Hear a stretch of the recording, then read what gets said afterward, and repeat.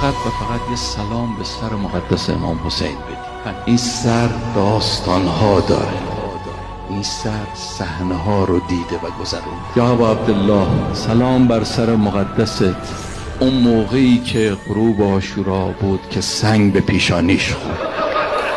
ابا عبدالله وقتی سنگ خورد تو پیشونیش خواست پاک بکنه خون رو، تیر اومد و دیگه حضرت نتونست رو اسب نشینه و افتاد. بسم الله و بالله و فی سبیل الله و علی ملت رسول الله. حضرت اومد رو زمین کربلا. سلام بر سر مقدست وقتی صورتت رو بر خاک گذاشت.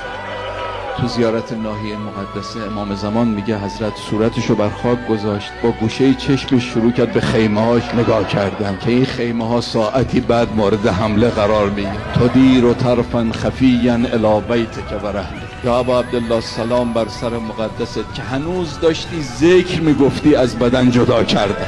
همه سرها رو از بدن جدا کردن، ولی بعد از شهادت فقط یک سر بود که هنوز نفس میکشید و ذکر میگفت.